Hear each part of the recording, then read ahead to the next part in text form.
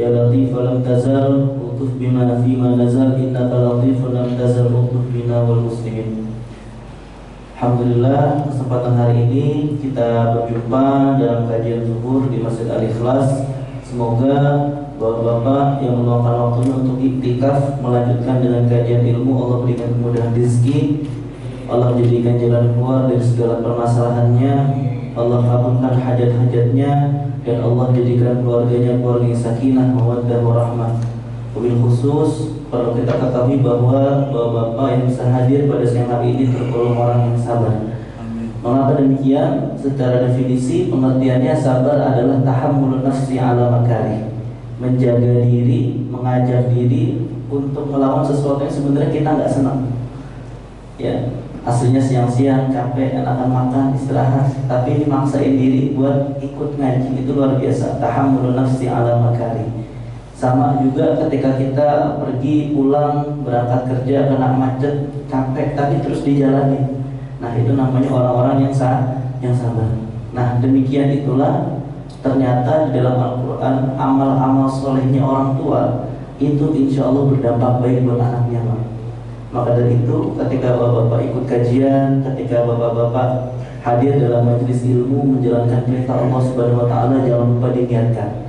Semoga duduknya saya di majelis ilmu, iktikafnya saya di masjid ini bisa memberikan dampak melembutkan hati istri kita, bisa melembutkan hati anak-anak kita, dan mungkin yang anak yang masih sekolah, mondok dan lain sebagainya, Allah mudahkan proses belajarnya. Amin ya rabbal alamin. Baik, flexing ini istilah yang sudah cukup lumrah, familiar ya. Kalau kita sederhanakan bahasanya namanya pamer. Ya, diunjuk-unjukin, dikelihatanin gitu. Diambil dari kata bahasa Inggris, ya, dia serupa dengan kata show off atau pamer. Nah, di bahasa Arab disebutnya al-fakhru, sikap bangga atas apa yang ada di luar manusia. Dia bisa jadi berupa harta, jabatan, dan lain sebagainya. Adapun dalam Al-Quran disebut dengan fakhurun atau fakhirun adalah orang yang keterlaluan dalam kesombongan. Nah, ini belajar dari sini, Pak, bahwa Quran yang kita kenal biasanya dikasih tahu kalau Quran itu satu Quran berapa ayat isinya? 6.000. Ya, biasanya kan kita dikasih tahunya 6666 gitu ya, biar apa? Biar gampang ya. Padahal kalau dihitung totalnya ada 6.236. Ya, kalau kita pikir-pikir kadang isinya sholat, zikir. Ternyata dari 6.236 ayat yang ada, 1.000 ayat lebih itu ayat-ayat kisah, cerita. Ya, justru kalau dihitung lebih banyak ayat-ayat cerita daripada ayat-ayat hukum, ayat-ayat syariah. Kenapa demikian? Karena dalam Quran surah Yusuf ayat 11 Allah bilang laqad kana fi qasasihim ibratun lil albab, bahwa dalam kisah-kisah mereka ini ada pelajaran bagi mereka yang berpikir. Kenapa? Secara manusiawi pun kita lebih senang dengar cerita daripada kita dihakimi, ya, daripada kita diomelin, dibilangin yang terlalu keras. Kita lebih senang dengar cerita. Nanti kalau dari cerita itu dapat pelajaran. Ya, sama kayak adik-adik, ya, adik-adik kita yang di sekolah itu kalau lagi TK dikasih cerita si kancil. Biar apa? Biar dia nggak mencuri, tapi perantaranya lewat ceritanya si kancil. Nah, sama di Quran itu kisah-kisah itu lengkap. Kalau misalkan kita sekarang melihat ada orang yang dengan ilmunya dia melakukan keburukan, ada kisahnya. Kalau misalkan dalam Quran kita butuh melihat cerita tentang orang tua yang sangat sayang sama anaknya, ada. Kita melihat kisah betapa terkadang meskipun suami udah baik, udah soleh kayak Nabi, tapi dapat istri yang gak taat, ada ceritanya. Macam-macam.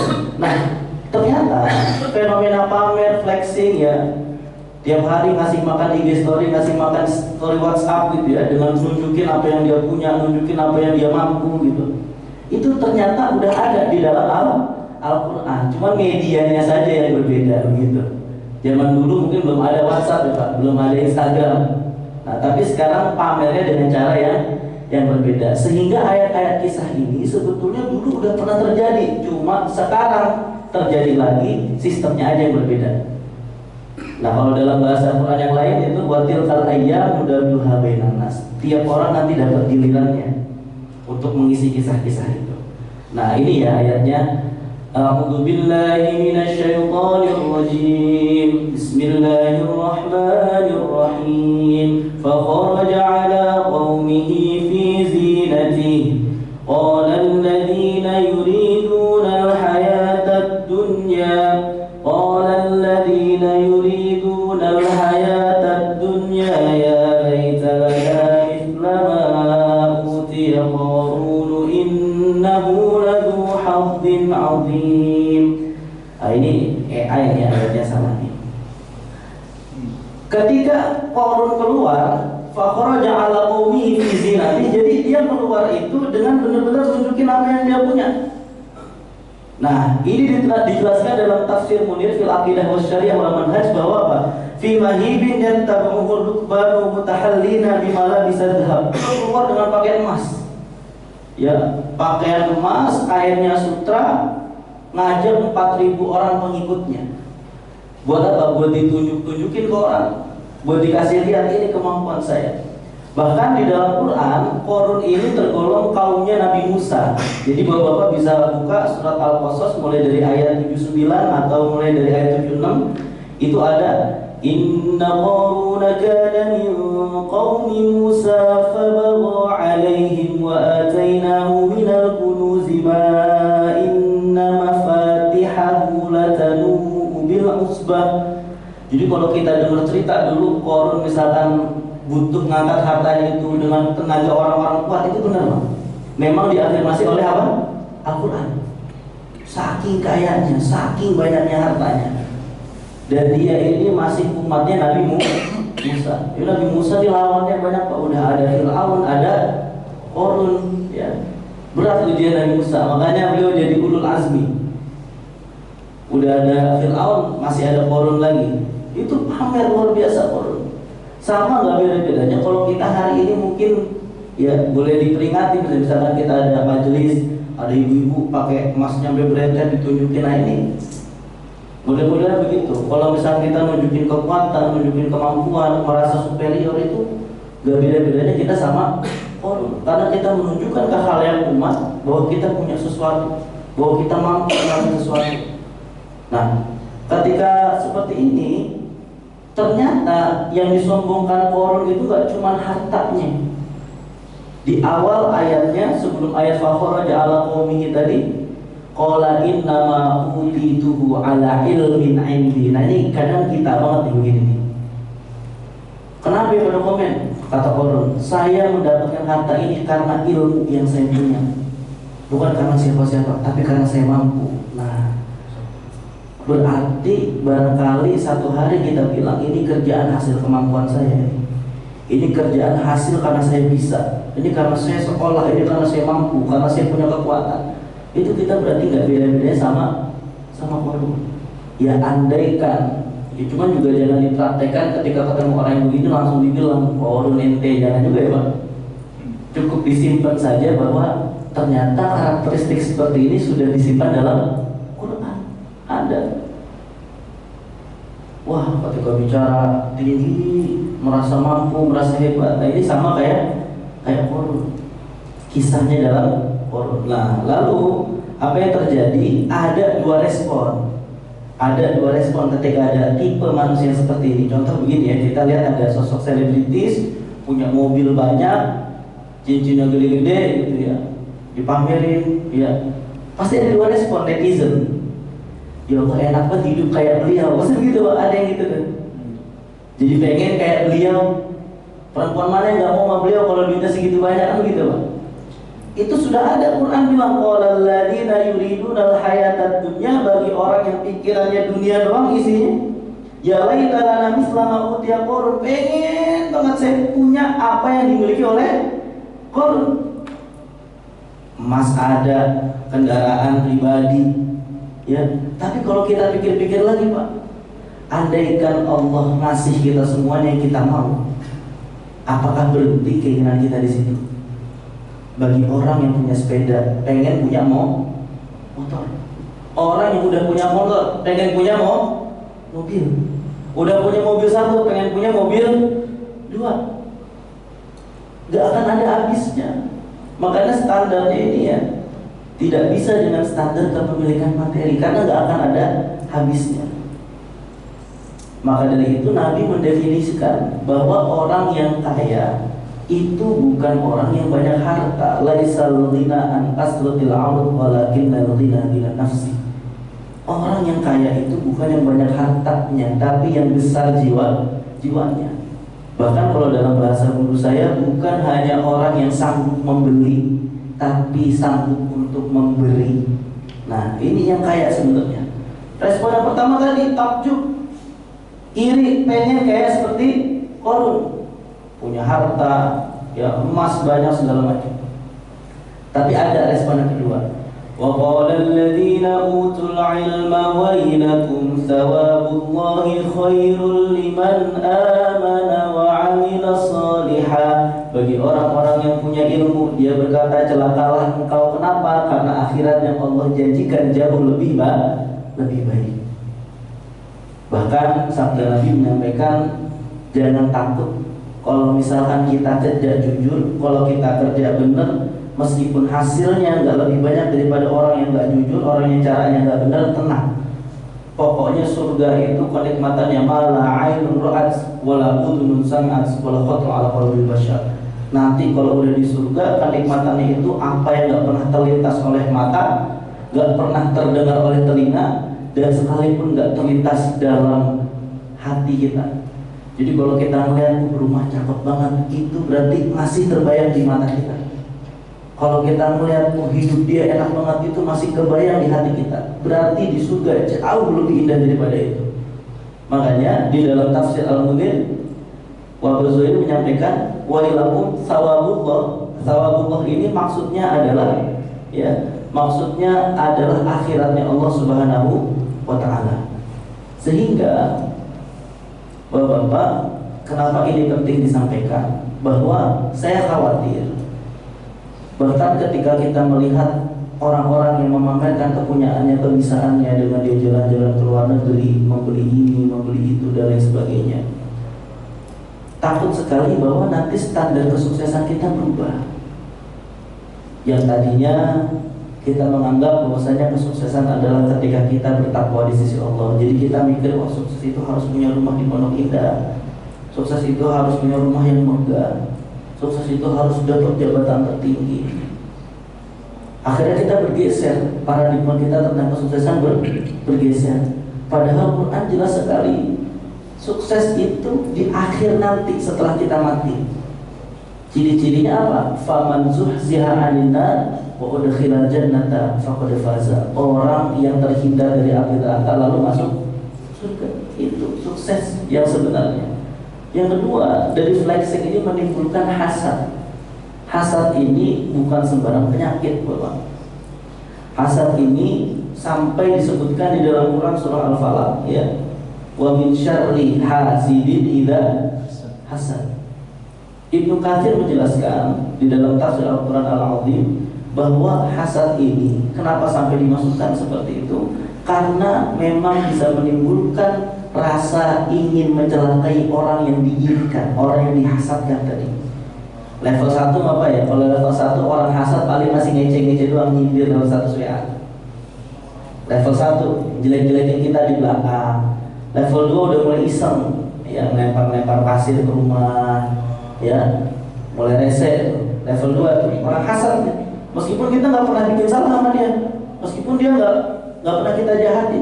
Yang ketiga, perkara orang hasad, perkara orang nggak senang itu bisa ngirim yang enggak, nyalakain kita yang enggak. Makanya hati-hati. Boleh jadi dari apa yang kita pamerin, dari apa yang kita unjuk-unjukin di WA, di IG, segala macam, itu takutnya ada mata yang enggak senang. Prinsip hidupnya dari Imam Syafi'i itu adalah wa ainur ridho an kulli aibin kalilatun kama anna aina sukhti tabdil masai. Pokoknya prinsipnya kata Imam Syafi'i, mata itu ada dua, satu mata cinta, satu mata benci. Kalau matanya mata cinta, mata ridho, dia melihat yang jelek juga jadi cakep, bagus.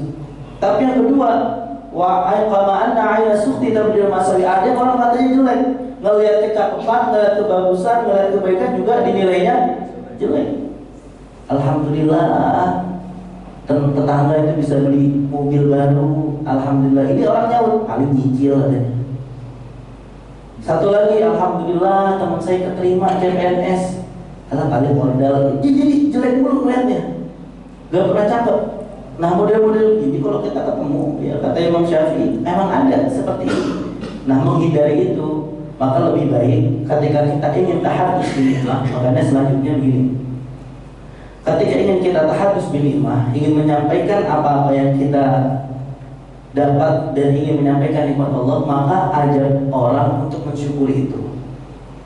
Kalau Qarun ini dia disebut al-fakhr atau disebut dengan flexing karena dia memusatkan nikmat itu pada dirinya. Sama dengan Fir'aun ketika dia merasa alaisa mulku Misra wa hadhil anhar tajri min tahti. Fir'aun memusatkan kenikmatan itu pada siapa? Dirinya. Tapi kalau misalkan kita memusatkan apa yang kita punya itu kepada Allah Subhanahu wa taala, maka itu bukan flexing, tapi namanya tahadus bin ni'mah.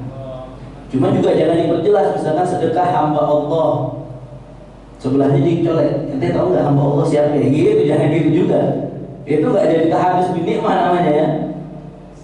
Colek sebelahnya, dikasih tahu, dikasih penjelasan. Enggak, tapi kalau tahadus bin ni'mah, apa yang kita share, apa yang kita bagikan itu menginspirasi orang lain dan mengajak orang untuk dekat kepada Allah. Amma bi ni'mati rabbika fahaddits.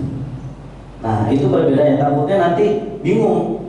Entar mau nunjukin kebaikan, niatnya buat menginspirasi, menyampaikan rasa syukur, takut gara-gara Mas Rizky bilangnya flexing, nanti enggak.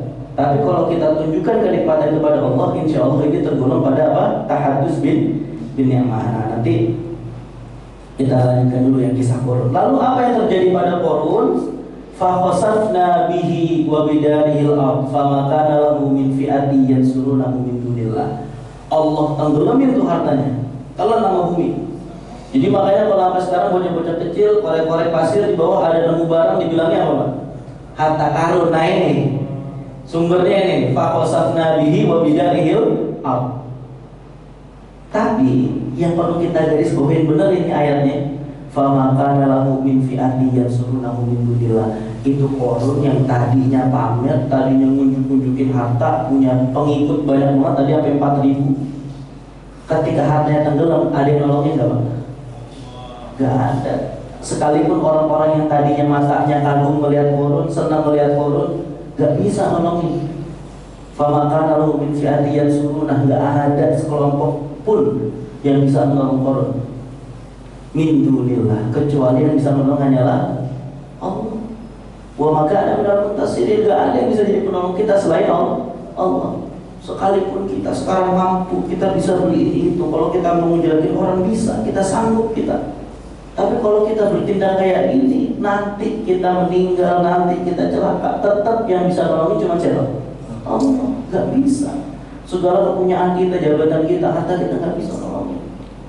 Makanya Quran banyak itu ayat-ayat yang ingetin dengan hal ini. Yauma la yanfa'u malu wala banun, nanti ada hari di mana nggak manfaat, itu namanya anak sama harta.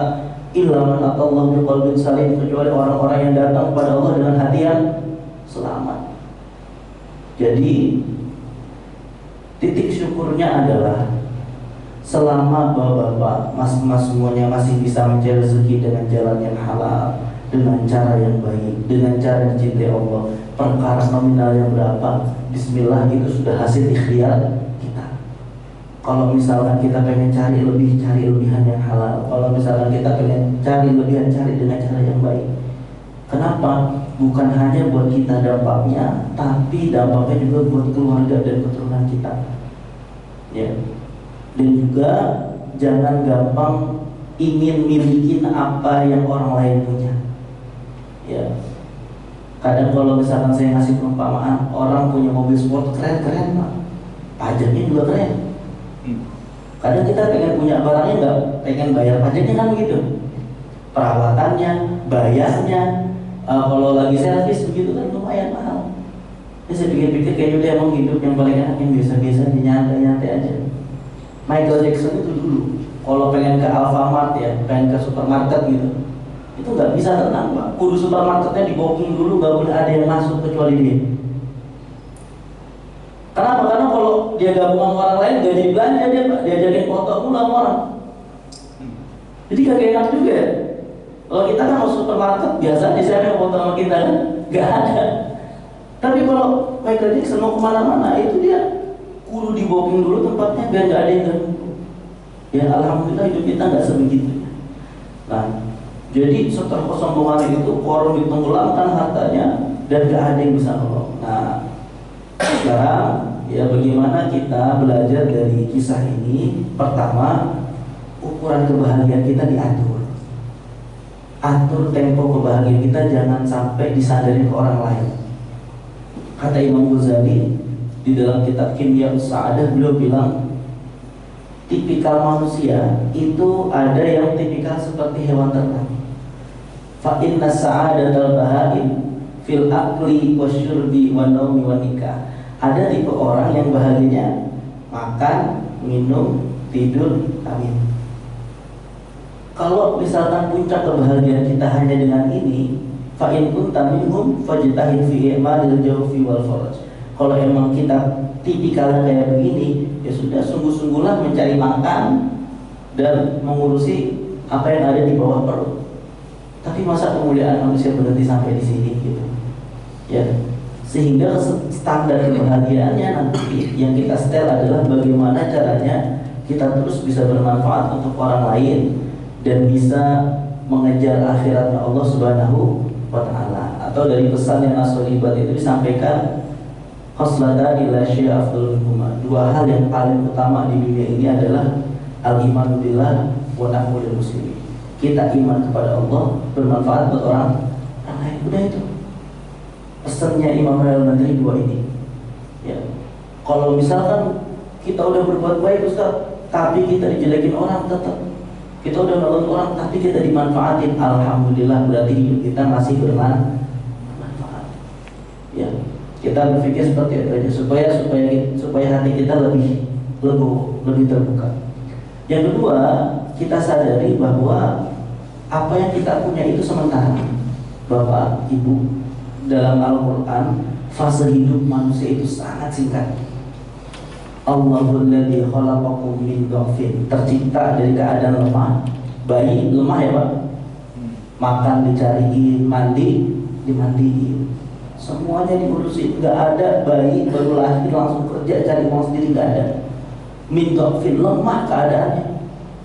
Tsumma ja'ala min ba'di dhafin quwwah, lalu tumbuh besar, anak-anak, remaja, dewasa, jadi kuat. Yang tadinya nyari makan dicariin, sekarang bisa nyari makan sendiri. Yang tadinya duit jajan dikasih sama bapaknya, sekarang bisa nyari duit sendiri. Bahkan bukan hanya nyari duit sendiri, ada yang tumbuh berkembang hebat, dia bisa membuka bisnis, memperkerjakan orang lain. Tapi fase ini sebentar. Tsumma ja'ala min ba'di quwwatin dha'fan wa syaibah, habis kuat kembali ke fase lemah dan berubah. Kalau kata bapak-bapak, mulai dari dunia hitam masuk ke dunia putih. Ya, rambutnya dari hitam jadi warna putih. Dha'fan wa syaibah, jadi lemah kita. Sehingga apa? Ini sementara, kekuatan yang kita punya itu sementara, tidak panjang waktunya. Bahkan yang paling ditakutkan oleh Nabi adalah ayyurad ila ardhil umur. Dia kembali ke fase lemah di masa tuanya nanti, lalu mendapatkan kepikunan. Nah, kalau pikun ini sangat ditakutkan. Bahkan Nabi berdoa, Allahumma inni a'udzubika minal ardhil umur. Nabi berdoa biar gak kena pikun pas di masa tua. Kenapa Pak? Karena kalau tua, yang harusnya kita beriman pada Allah, kita banyak ibadah, tapi lupa cari ibadah, kira-kira sengsara banget Pak? Wah, sengsara banget. Yang harusnya wayangnya kita banyak mendekat pada Allah, yang harusnya kita banyak belajar, yang harusnya kita mulai ngeramein masjid, lupa caranya sholat. Nah, ternyata ada penelitian unik Pak. Penelitian unik dari Universitas Kedokteran Muhammadiyah Yogyakarta, baru tahun 2004 penelitian. Di antara amalan yang bisa mencegah kita dari kepikunan itu rutin tilawah Al-Quran.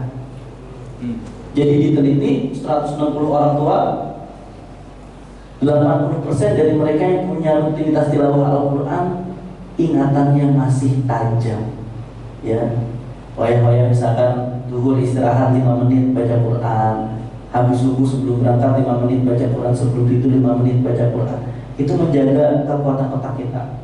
Ya, dunia sementara, bahwa kebahagiaan kita bukan hanya disandarkan dengan kepemilikan orang lain. Orang lain anggap dia terserah, mau ngapain terserah. Yang penting pokoknya saya jalani hidup saya dengan cara yang baik, nyari rezekinya halal, sudah selesai. Moga-moga dengan cara ini kita bisa irji'i ila rabbiki radiyatan mardiyah, kembali kepada Allah dalam keadaan yang lapang dan diridhoi oleh Allah. Sudah, itu misi kita. Terakhir, yang ketiga, menjadikan nikmat kita sebagai amanah.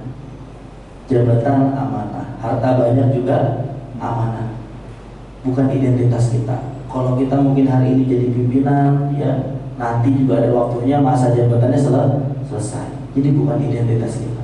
Tetap semuanya akan kembali kepada Allah. Apalagi Bapak-bapak, kita dibekali yang namanya pendengaran, penglihatan, kecerdasan, itu ada LPJ-nya nanti di kubur. Ayatnya apa, Mas Rizky? Inna sam'a wal basar wal fu'ada kul ulaika kana anhu mas'ula. Pendengaran kita, penglihatan kita, kecerdasan kita ada tanggung jawabnya di hadapan Allah. Nah, ini 3 solusi kita. Terakhir, flexing bukan sekedar memamerkan apa yang kita punya, tetapi ketika pengakuan manusia menjadi hal yang lebih kita tuju daripada Allah Subhanahu wa Ta'ala. Ini adalah satu petikan singkat. Barangkali mungkin ada diskusi, ada tanya jawab biasanya. Ada. Silakan.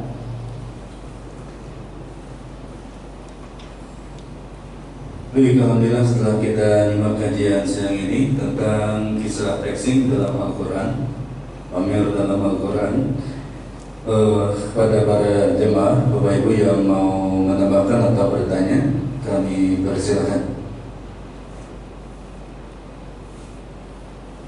Assalamualaikum Ustaz. Kalau kita lihat paparan ini kan flexing dalam arti kata negatif ya. Betul. Saat ini kan umat Islam dilihat dari umat yang kelihatannya lemah. Betul. Bolehkah kita memperlihatkan flexing dalam arti positif untuk mengangkat izah kemuliaan seorang Islam? Ya kan, contohnya apa sih supaya kita tuh di umat lain itu nggak berlomba dalam kebaikan. Dia nggak lemah. Makasih.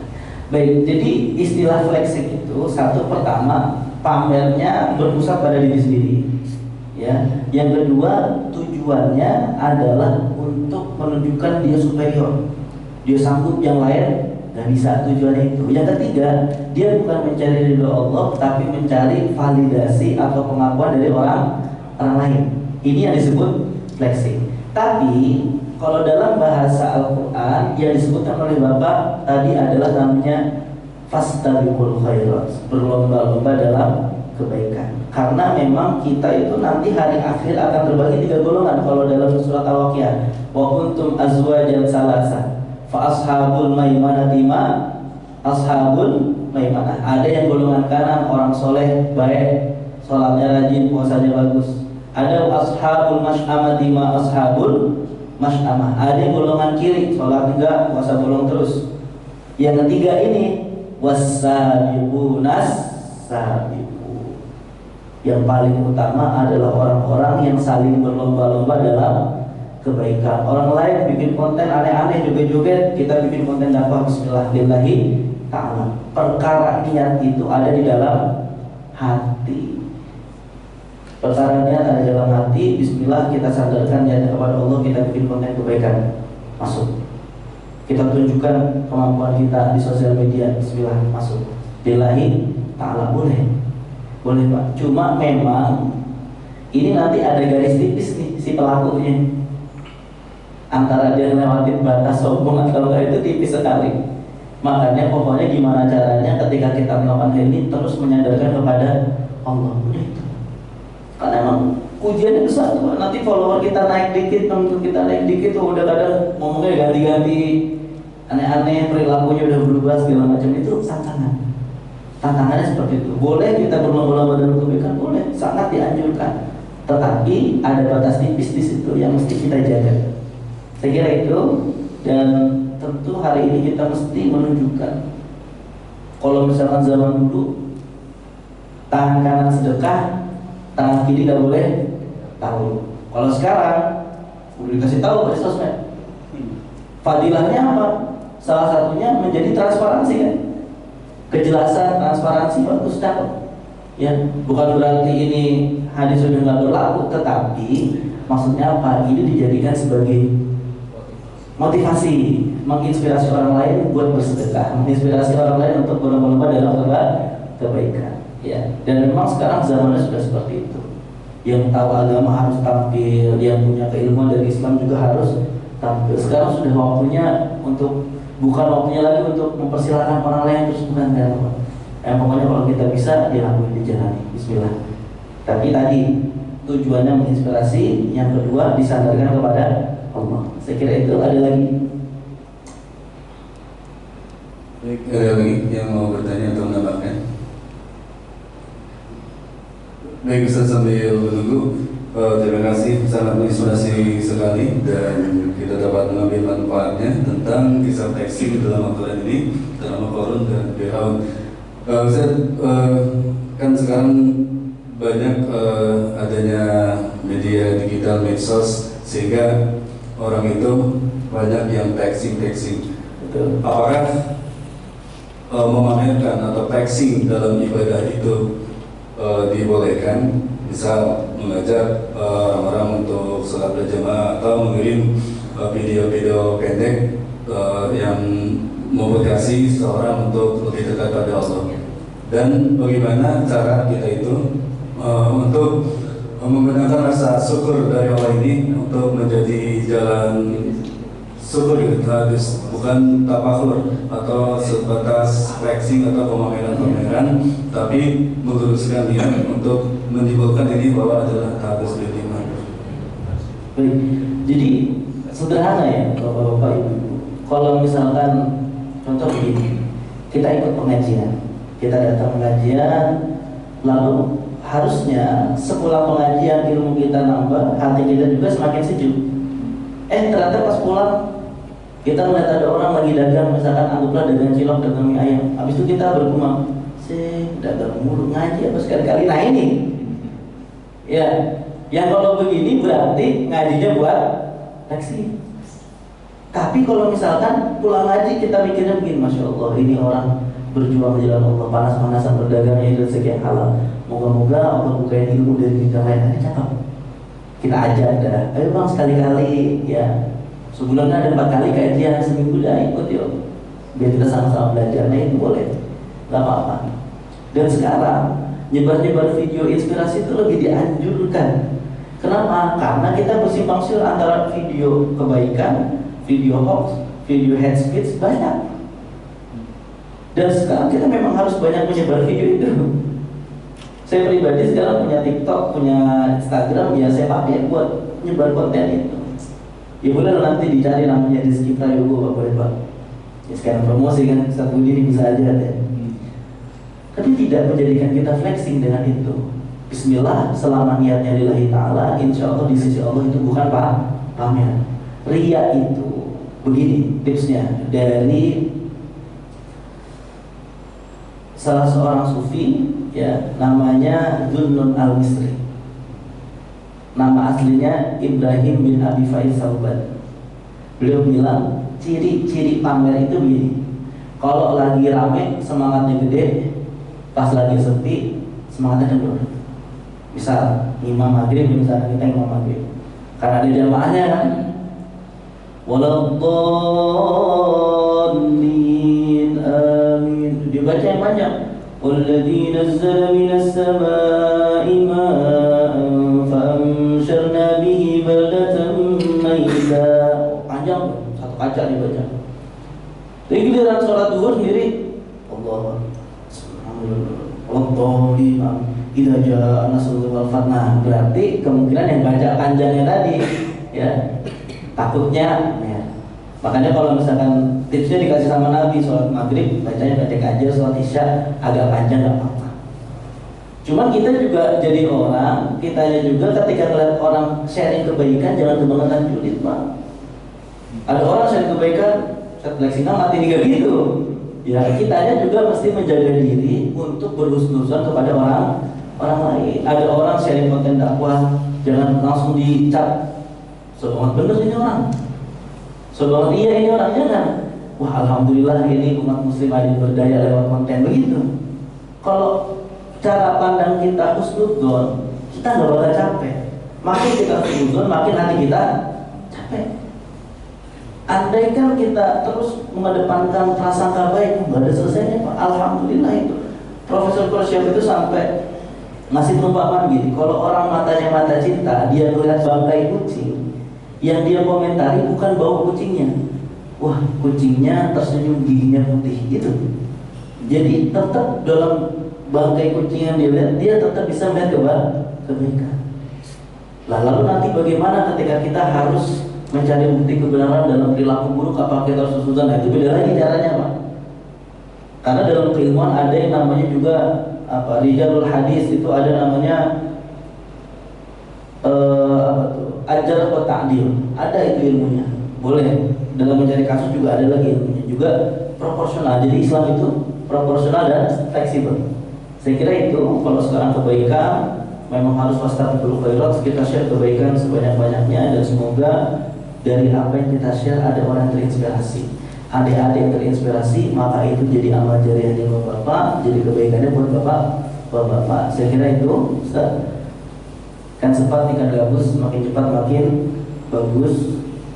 Ada dua mata pisau, satu pasang bola mata. Jangan galau, jangan risau, Allah selalu bersama kita. Assalamualaikum warahmatullahi wabarakatuh.